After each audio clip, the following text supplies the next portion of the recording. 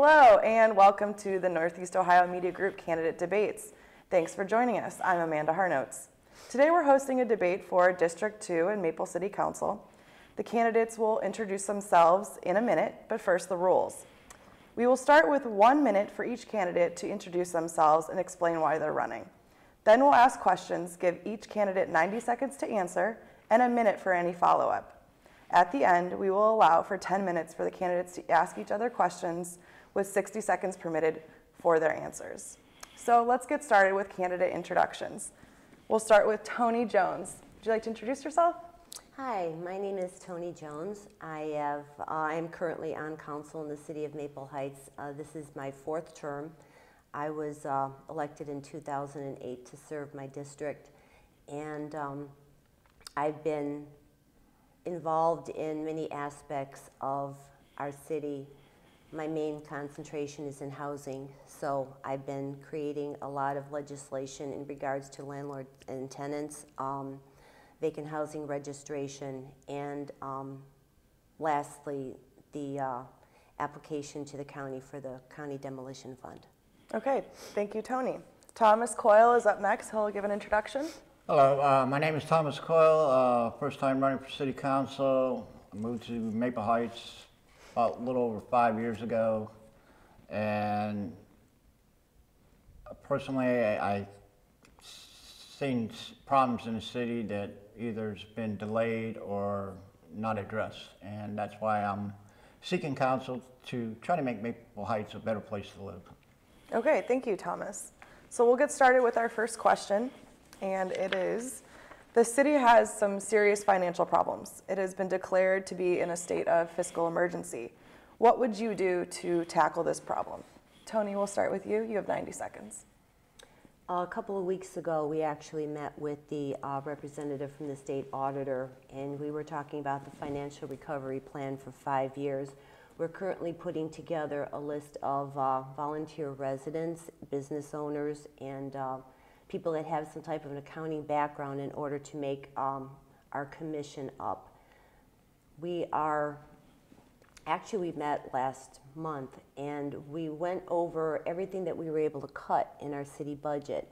We did the consolidation for our 911 calls. There's been union concessions. We've gone over our health care coverage. We have waste collection contract and our building department contract up next year. And so as far as we've cut, we're down to bare bones. So one thing that we need to do is we need to have the faith restored in our residents that we do have a good city. We will be coming out of this, but we all have to work together in order for that to happen. There'll be some give and take, but we will come out of this. Okay, thank you. Thomas, you have 90 seconds to answer the same question. My big question, and that's why I got involved, is they're talking about a 5-year plan now. My big concern with that is why did this planning have to take effect? Why wasn't it planned out or thought ahead? Maybe we could avoid the financial crisis that we're currently in. To me, the city should be run, in my opinion, that somewhat like a personal checking account. You can't write checks unless you have the money in the bank. And when you don't have the money in the bank, that's when you go into a deficit. It should have been better planning. They're talking about a 5-year plan now. I'd like to know how come there wasn't a 5-year plan 5 years ago. We need to get the community more involved, but at the same time, we need to really sit down and look at our expenses, bring the city back, bring city services back to the city instead of outsourcing them. When you outsource your services that you can provide for your community, you're basically paying out and not getting nothing in return. We need to take another look on what we could do to make the city a great place to live and the residents to be proud to say they're from Maple Heights.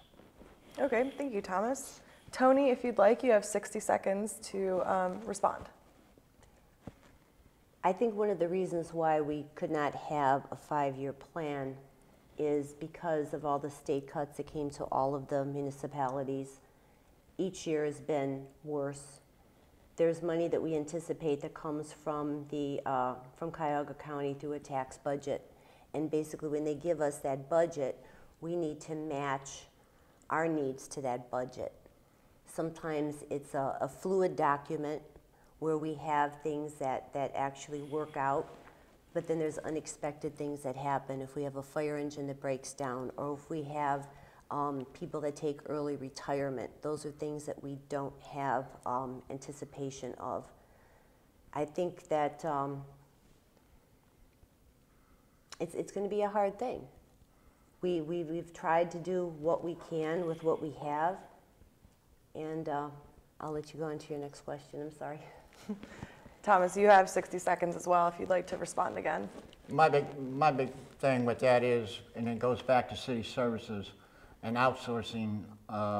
We got a city maintenance division, at least I thought we had one, and when our vehicles break down, how come we don't have certified mechanics to fix the vehicles, instead of having to send out the vehicles, and now you're taking a vehicle out of service for a considerable length of time, instead of having the city maintenance department, qualified individuals to repair the vehicles within the city's limits. Thank you. Okay, we're going to move on to our second question. And it's, assuming that cuts will have to be made to survive this financial crisis, how would you cut the city's budget? Thomas, we'll start with you this time. You have 90 seconds. I seriously don't think we could cut too much more from the city budget. I think what needs to be done is prioritizing and looking at what financials that we have, how can we get more finances into the community instead of trying to rely on what we have, which is not much, and you can't really cut too much more. Then we're already basically at a skeleton crew on our safety forces, which to me it should never have happened. And I find that totally unsatisfactory when you have to brown out a fire station, especially when you have 2 fire stations for the city of Maple Heights. We need to take a look at the budget, find out where, if, and I can't see how, any more cuts can be made, but we need to find a way to increase revenue to offset the budget. Okay, thank you. Toni, you have 90 seconds. I think we have to find a way to bring in, actually we need to restore Economic Development Department. That person was, she left us and we had not had the funds to replace her. So having someone actively go out there to lure new businesses to come into the city would definitely help. We also need to take a look at the properties that are in our land bank to see what marketable land that we have in order for new development to come in. We've also talked about outreaching to collection agencies for our RETA taxes, which is our this is what the city depends on, as well as ambulance billing. There's a lot of money that's owed the city that we are not collecting, or we don't have the means to collect. And I think once we do that, we will be able to at least become a little bit healthier. And I agree with Tom, there really is nothing else that we could cut. We're down to 6 people, I think, in our service department with 1 mechanic. We can't cut anymore. Okay, Thomas, if you would like an additional 60 seconds, you could follow up. I think it was pretty well discussed that cuts are basically hard to come by, and we need to find a way to increase revenue to get the services back up to a satisfactory level and get ourselves out of this financial crisis. Toni, if you'd like, you have 60 additional seconds if you wanted to add anything else. In the meeting we had a few weeks ago, the 2 departments that actually can produce us income would be the police department as well as the building department. The building department through permits and fees, and the police department through tickets. Last year, the voters voted down our red light cameras, which would have generated some income for us. We didn't look to bring it back on the ballot this year, but it is something that we may have to revisit come spring. Okay, thank you. We'll move on to our third question, and it is, do you support or oppose the tax levy on the ballot for senior citizen services? This time, we'll start with Toni. You have 90 seconds. I am in total support of our senior levy. It is crucial for us to continue those services to the city. The senior center doesn't only take care of our senior population. They take care of transportation for doctor's visits. They're also in charge of our food pantry, which is seeing more and more people come each week. They provide people with utility assistance, and they're the go-to places for human services. I think what we do need to do is promote the services that are in the senior center. We're even talking about changing the name to like a human resource center so that more people take advantage of the services. As people lose jobs and income becomes less, and this is anywhere, services are needed, and we can't cut those services. Okay, thank you. Thomas, you have 90 seconds. The senior center, excuse me, the senior center levy, I have to admit that I'm opposed to it due to the fact that I don't know how many residents out there that knows that the budget is $300,000 a year, and the hours of operation are from basically 9 to 4:30. I went there several times to try to get HEAP applications. The people there said, well, we think we have them. I don't understand how, with the HEAP program, how come those brochures wasn't available? They was available after it was brought up at council meetings. Along with the name change, I have talked to not only Toni Jones, but also other council members, and they addressed me to bring it up at council meeting, which I have done, and about making a name change, and maybe, just maybe, find a way to relocate the senior citizens so this way it can better serve more of the community. There's a couple businesses that are vacant, which could be the senior citizens could be relocated and have more accessible to more of the residents within the city. Okay, thank you. Toni, you have 60 seconds if you'd like to respond. The senior center basically is located in what we would call like our downtown area, and we own the building, so for us to move and find a different location really doesn't seem to make sense. I think that if the voters go ahead and support the senior levy, at one time the senior center also was home to our recreation department, which is now gone. Once we at least can restore or maintain what we have, we would be able to look for other funds in order to bring back everything that was cut for the youth. I know that that's a big thing for a lot of the parents. They're looking for us to bring back soccer, reopen up the swimming pool, and I don't know if we could reopen up the pool, but we may be able to bring our services back for the kids. Okay, thank you. Thomas, would you like more time? I only like to add a little thing to that, and I think that from driving around and talking to people in other communities and cities, I think Maple Heights is about the only city in the surrounding area that doesn't have a rec center. With a rec center, that's why I brought up about relocating and possibly combining a rec center with the senior center.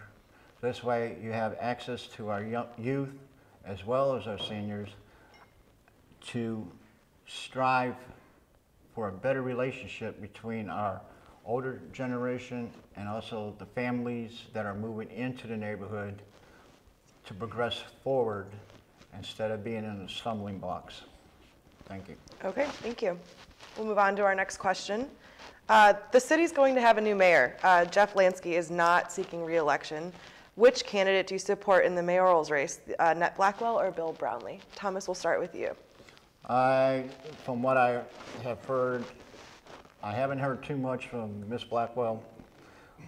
Bill Brownlee, I went to several council meetings. I've been going to them for over a year now. Comparing the two candidates right now, my vote's for Bill Brownlee. Okay, thank you. Toni? I would be in full support for Ms. Blackwell. I can't see supporting a candidate that's currently on council right now that says that we have not been able to do anything over the past 2 years with him being on council also. I don't also support someone that has actually sued the city at least twice. They know that we're cash strapped. And there's something called mediation. And I don't think that we've been able to move forward at all over the past 2 years, and I can't see how that person could make us move forward over the next 4 years, especially with having a negative attitude and telling people that we're going to be the next East Cleveland, because we're not. We have a good city. Not dogging East Cleveland. They're trying and they're doing the best that they can. But we both have beautiful cities, and we both have residents that are proud to be in their homes. And we need to promote the pride that was in the city at one time, and to restore that pride and to work on it. And I think we could probably be doing that. I'd like to start a community development corporation with the new mayor, and I think that Ms. Blackwell would be more receptive to that. Okay, thank you. Thomas, would you like to follow up? The only thing I really had to follow up with is that it just kind of lurks in the back of my mind that we're in a financial crisis, and the current mayor, Mr. Lansky, is, in my opinion, jumping boat instead of staying on and trying to work this problem through.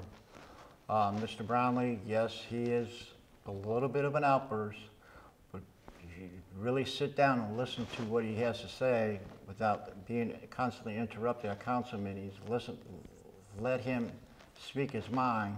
He does have some ideas. Yes, they're far-fetched, but sometimes when you're in a crisis mode, you've got to think outside the box to try to make changes for the better. Okay, thank you. Toni, would you like more time? We've been in crisis mode at least over the last 2 years, and there's not been one valid or concrete suggestion that has come for that man yet. Okay, thank you. I have another question, a little bit lighter. What are you most proud of in your city? Toni, we can start with you this time. I am most proud of the residents. I drive my district every week, and I send letters to landlords that have just little things that they need to do, like either mow the grass or do something with your trash cans. And I also send congratulations letters or thank you letters to people that maintain and keep up their properties. And just getting the little phone calls or, wow, nobody's ever done that before. Just to tell people thank you for doing what you're doing to the city and in making it a better place just to live. I think by maintaining that and keeping on doing something like that, we also need to maintain our property values. That's something that wasn't mentioned. Our property values have dropped again, but not as bad as we were devalued 3 years ago. And I think we found some solutions in order for us to, if not maintain our property values, to at least increase them. Okay, thank you. Thomas, what are you most proud of in your city?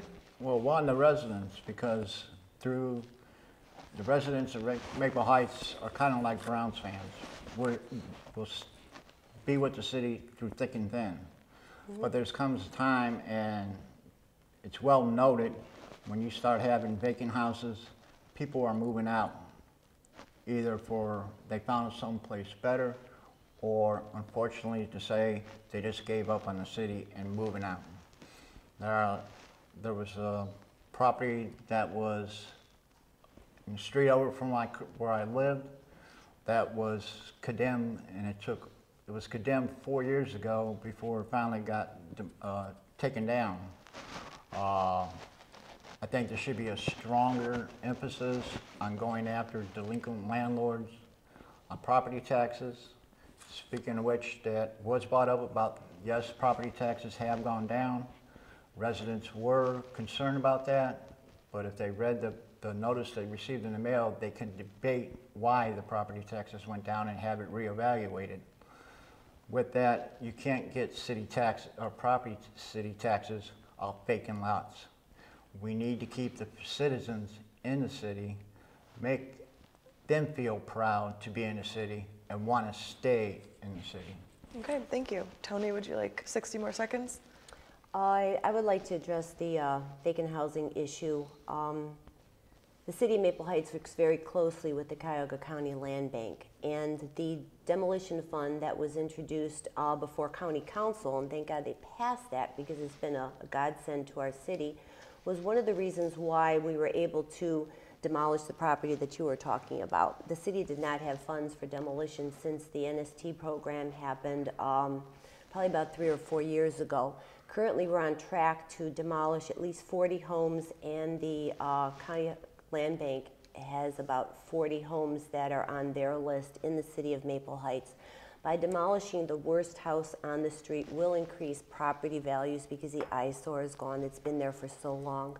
Most of these houses have been abandoned or vacant for at least 4 or 5 years, if not longer. And some of the price tags in just the property tax that they owe, most of them exceed $10,000, some as much as $40,000. And a vacant lot, especially that is going to come into the coffers of the person next door that wants a side yard, will increase property value. Okay, thank you. Thomas, you have an additional 60 seconds if you'd like it. Like my big concern is the cost of demolishing a property. It's roughly $10,000 per property. Why can't we, the city, find a way to maybe go through HUD or Habitat through Humanity to try to fix up and make that house back on the market to get people in there instead of it being a vacant lot? Like I said earlier, you can't get property taxes off a vacant lot. Okay, thank you. We'll move on to our next question. Where do you stand on regionalism? Would you consider merging with another city? Thomas, we'll start with you. No, we need to get our footing back on stable ground and prove, in my opinion, prove to other cities that we can survive, we can come out of this, and we can be stronger than what we was before. Okay, thank you. Toni?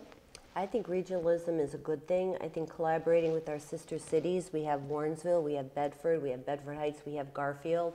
I think in order to keep us all alive to a point, eventually we are going to need to be sharing services. If it's human resources or if it's service department, possibly right now we're collaborating with the dispatch center, and it makes sense. It makes sense to do things like that. And one of the reasons why we do even outsource our building department is because it is saving the city money. So we do have to find ways to not duplicate services when we could all have a win-win situation. And that's something that we're going to have to look at because it's going to cross boundaries of different taxes. People are paying taxes in Maple Heights and in the different municipalities. How do we change that tax base in order to make either collaboration or regionalism a little easier? Okay, thank you. Thomas, you have 60 seconds if you'd like it. The reason, or what I was saying too about merging with other cities is somewhat that is what East Cleveland was talking about, merging with the city of Cleveland. That's the aspect that I don't agree with. As far as city services such as fire and police departments, I think that's within cooperation within the cities. There hasn't been, to the best of my knowledge, and I have talked with fire departments and also police, that they will assist Maple Heights as well as Maple Heights assisting them when those emergencies arrive. As far as other services, I think Maple Heights could be strong again, whereas police and fire, they've always been a hands-on attitude within the surrounding cities. Okay, thank you. Toni, would you like more time? Sure. Annexation, which I think East Cleveland is trying to do with the city of Cleveland, is completely different than regionalism or collaboration with cities. We do have mutual aid through our police and fire, and that's always been. I think what I was getting at prior to that is in order for us to have one police force or one fire department would have to go through a lot of union negotiations and union talks, and this is something that we need to start doing. I'm hoping that the county would help lead us in some aspect of maybe being on the forefront of offering some aid in order for us to be able to do things like that. Okay, thank you. For our last few minutes here, I'm going to leave you with an open-ended question. If you have anything else you'd like to talk about or bring up, you have 90 seconds to do so. And Toni, we can start with you. I would like to say thank you very much for the opportunity to be able to talk to our residents. I think that we have a great city. I think we have to believe in our city. And I think that every city has a couple of hiccups, and we have to go through some growing pains in order to not go back to the way we were, but just to move forward. And we have to find that niche of what's going to make us move forward. And it was enlightening to see other suburbs such as South Euclid and now Euclid. It was just in the paper not too long ago. I think it was this past weekend that they're trying to revitalize their downtown with new businesses coming in. And I think what Maple Heights needs to do is I think we have to rebrand ourselves. We have to find our niche in society to find out what are we good at, what type of housing do we provide, and where do we want to go from here in order to attract more either people coming in or businesses coming in. Okay, thank you. Thomas, anything you'd like to bring up? My big thing is I see it in surrounding cities, Warrensville, Garfield, Bedford, that especially during the summer months, they have carnivals, amusement festivities set up. I cannot see why Maple Heights hasn't even progressed or put on the table through council and legislation. Why can't we have a carnival? We got the park for it, that's the Benoff Park. It's basically the city's main park. We have 4 parks within our district, and they're basically being unused. The kids can't play basketball or tennis because the courts were shut down because of an incident 5 years ago. I don't see why the kids of today and or our future are paying for an incident that happened years ago. We need to revitalize, because not only is the city losing its residents, but people are also, when they decide on moving into the city, they want to see what functions they have or activities that their children could be involved in. And with no rec center, no basketball courts, no tennis courts, the playgrounds in a shambles, I think we also need to take a look at that as a quality of life issue. Okay, thank you. In keeping with the rules, you have an additional 60 seconds if there's more you'd like to say, Toni. I'm good, thank you. Okay, Thomas? Done. Okay, well that'll do it. Thanks again for joining us. Please check cleveland.com to read stories. You can see this video, see more debates, issues, and candidates for the upcoming election. Early voting started October 6th. Thank you.